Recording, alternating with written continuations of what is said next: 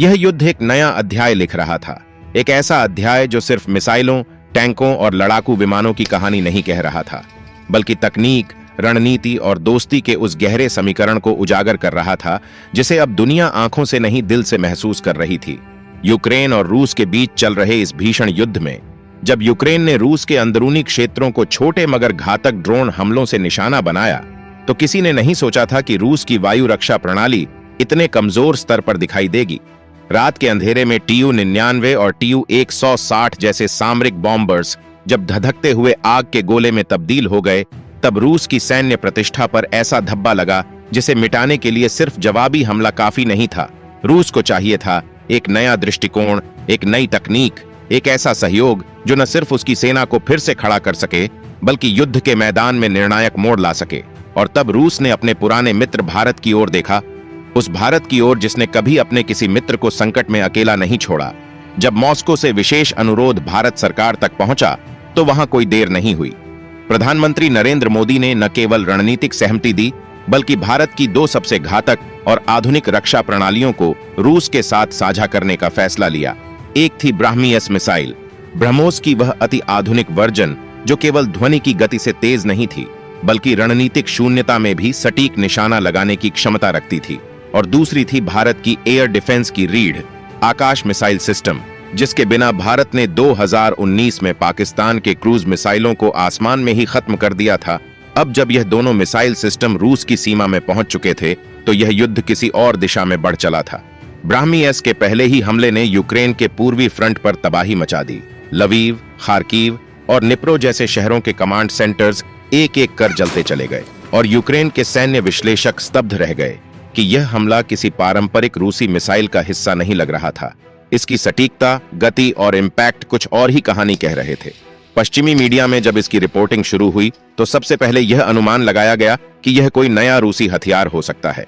लेकिन खुफिया स्रोतों से जब जानकारी लीक हुई कि रूस को भारत से मिली नई टेक्नोलॉजी के कारण यह सटीकता हासिल हो रही है, तो वॉशिंगटन से लेकर लंदन और बर्लिन तक में रणनीतिकारों की नींद उड़ गई, क्योंकि भारत ने अब उस मोर्चे पर एंट्री कर ली थी जिसे पश्चिमी दुनिया सिर्फ अपना समझती थी। लेकिन भारत ने सिर्फ हथियार नहीं दिए थे। भारत ने रूस को अपने DRDO के विशेषज्ञ वैज्ञानिकों की मदद दी। भारत ने रूस को अपने AI based fire control algorithm दिए और भारत ने रूस को वह इलेक्ट्रॉनिक वॉरफेयर कंपोनेंट्स सप्लाई किए जिनकी मदद से रूसी टैंकों और मिसाइल सिस्टम्स की आंखें खुल गई थीं। अब जब रूस यूक्रेन पर हमला कर रहा था, तो वह हमला सिर्फ एक रॉकेट या बम का हमला नहीं था। वह एक रणनीतिक स्ट्राइक थी जो यूक्रेनी डिफेंस के हर लूप होल को पहले से स्कैन करके की जा रही थी। ब्राह्मी-एस मिसाइलें सिर्फ उड़ती नहीं थीं, वह दुश्मन के डेटा नेटवर्क से जुड़ी हर सूचना को जमीनी रडार से जोड़ती थीं, जिससे हर लक्ष्य पर टारगेटिंग इतनी सटीक हो गई थी कि यूक्रेन के पास न बचाव था न पलटवार। दूसरी ओर आकाश मिसाइल सिस्टम ने यूक्रेनी ड्रोन के अटैक को जड़ से खत्म कर दिया।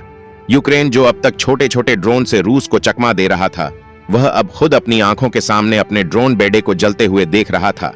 रूस ने भारत के साथ मिलकर आकाश मिसाइल को मॉडिफाई किया। उसका नया वर्जन आकाश VJD यूक्रेन की सीमा के 100 किलोमीटर भीतर तक उड़ रहे ड्रोन को भी गिरा देता था और इसकी वॉरहेड इतनी तीव्र थी कि एक बार टकराने के बाद उस इलाके में 300 मीटर तक कोई सिस्टम एक्टिव नहीं रह पाता था। यही वजह थी कि कीव के वायु रक्षा बेस जब निष्क्रिय हुए, तो यूक्रेन को यकीन ही नहीं हुआ कि यह कोई सामान्य हमला था। अब रूस ने न केवल आसमान से हमला तेज किया, बल्कि जमीनी स्तर पर भी भारत के समर्थन से उसकी सेना एक नई ऊर्जा के साथ आगे बढ़ी। भारत की मदद से रूस को नए स्मार्ट टैंक कमांड सिस्टम मिले, जिनमें भारत के ISRO आधारित GPS मॉड्यूल लगे थे। और युद्ध में पहली बार ऐसा हुआ कि रूसी टैंक बगैर किसी गाइडेंस की मदद के भी दुश्मन की सटीक पोजीशन पर गोले बरसाने लगे। समुद्री मोर्चे पर भारत द्वारा साझा की गई नेट नेविगेशन प्रणाली ने रूस की नेवी को यूक्रेनी बंदरगाहों की ब्लॉकेड में नई धार दी। ओडेसा और मिकोलेव जैसे समुद्री ठिकानों को रूस ने घेर लिया और भारत द्वारा दी गई सटीक टारगेटिंग एल्गोरिदम से यूक्रेनी नौसेना के हर जहाज की स्थिति वास्तविक समय में ट्रैक की जाने लगी। और यह सब कुछ बिना किसी शोर शराबे के, बिना किसी अंतरराष्ट्रीय बयानबाजी के हो रहा था। भारत सिर्फ अपना कर्तव्य निभा रहा था और रूस इसे समझ रहा था। यही कारण था कि जब राष्ट्रपति पुतिन ने मॉस्को में एक विशेष प्रेस कॉन्फ्रेंस की, तो उन्होंने पहली बार खुले मंच से भारत की इस टेक्नोलॉजिकल ट्रांसफॉर्मेशन को स्वीकार करते हुए प्रधानमंत्री नरेंद्र मोदी को my dear friend you have given Russia a new reason to stand कहकर संबोधित किया और उनके इन शब्दों ने दुनिया को चौंका दिया, क्योंकि अब भारत सिर्फ एक उभरती शक्ति नहीं रह गया था, वह एक निर्णायक रणनीतिक खिलाड़ी बन चुका था जिसने युद्ध के संतुलन को बदल दिया था। अब युद्ध केवल रूस और यूक्रेन के बीच नहीं था, अब युद्ध था उस तकनीकी प्रभुत्व का जो भारत के पास था और जिसने एक सुपर पावर को उसकी घुटनों से फिर से खड़ा कर दिया था। ब्राह्मी-एस और आकाश मिसाइल के साथ साथ भारत ने रूस को एक नया टूल भी दिया था, वायुध्वनि नामक इलेक्ट्रॉनिक युद्ध प्रणाली, जिसने यूक्रेन के इलेक्ट्रॉनिक नेटवर्क को पूरी तरह से बर्बाद कर दिया था। अब यूक्रेनी टैंक बिना कम्युनिकेशन के चल रहे थे, उनके बेस अंधेरे में थे और उनकी मिसाइलें लक्ष्य से चूक रही थीं। इस सब के बीच भारत ने किसी मंच पर आकर कोई बयान नहीं दिया, लेकिन उसकी तकनीक हर रूसी हथियार में झलक रही थी और यही कारण था कि अब कीव में जो भी धमाका हो रहा था वह केवल रूसी शक्ति का नहीं, बल्कि उसमें भारत की अदृश्य उपस्थिति का संकेत दे रहा था। अब रूस के टैंक हों या फाइटर जेट्स, उनमें लगे माइक्रोचिप्स से लेकर सॉफ्टवेयर कोड तक में भारत की छाप थी और यह छाप इतनी गहरी थी कि अमेरिका को अब लगने लगा था कि भारत को सिर्फ नजरअंदाज करके अब वैश्विक राजनीति में कुछ भी तय नहीं किया जा सकता। रूस की जीत अब एक औपचारिकता मात्र रह गई थी, क्योंकि यूक्रेन का नक्शा अब हर दिन बदलता जा रहा था। एक एक शहर, एक एक सैन्य बेस, एक एक एयर स्ट्रिप अब ब्रह्मोस और ब्राह्मी-एस की जद में था।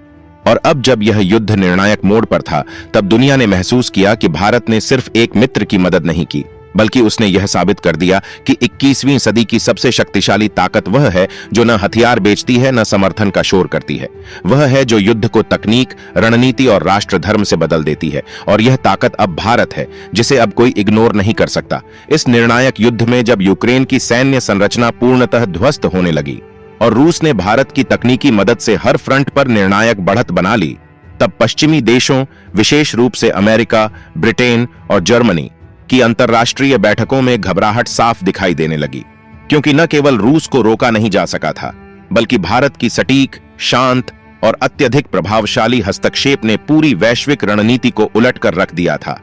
अब अमेरिका के रक्षा विश्लेषक खुले मंच पर स्वीकार करने लगे थे कि भारत का ब्राह्मी-एस एक ऐसा हथियार है जो अब तक की किसी भी मिसाइल से अधिक घातक और स्मार्ट है। इसके मल्टी स्टेज पैंट करने वाले warhead, AI guided real time target lock और पिन पॉइंट डेविएशन कंट्रोल ने न केवल यूक्रेनी एयर डिफेंस को बेकार किया, बल्कि पश्चिमी मिसाइलों की पूरी पीढ़ी को पुराना साबित कर दिया। दूसरी ओर आकाश ADV एयर डिफेंस सिस्टम ने अब रूसी क्षेत्र में ऐसी नो फ्लाई जोन तैयार कर दी थी जहां यूक्रेनी ड्रोन तो छोड़िए, नाटो के सैटेलाइट भी घुसने से पहले 10 बार सोच रहे थे। इस पूरे घटनाक्रम में भारत की भूमिका सिर्फ तकनीक तक सीमित नहीं थी। भारत ने अपने DSA डिफेंस स्ट्रेटजी एनालिस्ट्स की एक गोपनीय टीम भी मॉस्को भेजी थी, जिन्होंने रूसी जनरल स्टाफ के साथ मिलकर एक नया ब्लाइंड वॉरफेयर जोन तैयार किया, जिसमें सैटेलाइट कम्युनिकेशन, रेडियो वेव और साइबर जमिंग तीनों को मिलाकर एक ऐसा डिजिटल शून्य तैयार किया गया जहां दुश्मन की कोई भी इकाई जिंदा नहीं बच सकती थी। यूक्रेन की सेना अब आंखें मूंद कर लड़ रही थी। न नक्शा, न रेडार, न लाइव फीड और न ही कोई ऑपरेशनल नेटवर्क। इसके विपरीत रूस की प्रत्येक ब्रिगेड अब भारत के सौर त्रिनेत्र उपग्रह सिस्टम से रियल टाइम फीड ले रही थी, जिससे युद्ध सिर्फ जमीन पर नहीं बल्कि स्पेस में भी भारत की निर्णायक मौजूदगी को दर्शा रहा था। यह वही भारत था जिसे कभी वैश्विक सैन्य समीकरणों में एक रक्षा ग्राहक माना जाता था, और आज वही भारत रूस को वो शक्ति दे रहा था जिससे पूरी यूरोपियन रणनीति ध्वस्त हो रही थी। यूक्रेन की राजधानी कीव अब चारों ओर से घिरी थी। उसके सभी एयरबेस पर ब्राह्मी-एस ने ऐसी मार की थी कि रनवे तक कांच की तरह टूट चुके थे। रूसी सेना अब भारत द्वारा डिजाइन की गई रोबोटिक ग्राउंड यूनिट्स का इस्तेमाल कर रही थी, जो बगैर किसी सैनिक के पूरे बेस पर कब्जा कर रही थीं। ये मंत्रा यूनिट्स भारत की DRDO और HAL की संयुक्त पहल का परिणाम थीं, जो अब जमीनी लड़ाई में क्रांति ला रही थीं। भारत ने रूस को न केवल ये तकनीक दी, बल्कि उसे युद्ध प्रबंधन की एक नई परिभाषा दी, रणनीतिक मित्रता की पूर्णता, जो सिर्फ हथियार की सप्लाई नहीं थी, बल्कि युद्ध की आत्मा को दिशा देना था। इस नई सोच में भारत ने रूस को एक डिजिटल युद्ध कवच प्रदान किया, जिसमें हर मिसाइल, हर टैंक, हर लड़ाकू विमान भारत के डेटा नेटवर्क से संचालित हो रहा था। दुनिया अब देख रही थी कि कैसे भारत ने रूस को डिजिटल युद्ध में वह धार दी जिसे अब तक केवल अमेरिका और इजराइल के पास माना जाता था। जब रूस ने डोनबास, क्रामाटोर्स्क और खैरसोन पर पूर्ण कब्जा कर लिया और कीव पर निर्णायक घेरा कस लिया, तो राष्ट्रपति पुतिन ने मास्को में भारत के राष्ट्र ध्वज के साथ खड़े होकर यह शब्द कहे।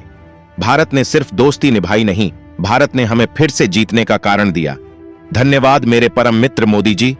आपने रूस को सिर्फ तकनीक नहीं दी, आपने उसे सम्मान दिलाया।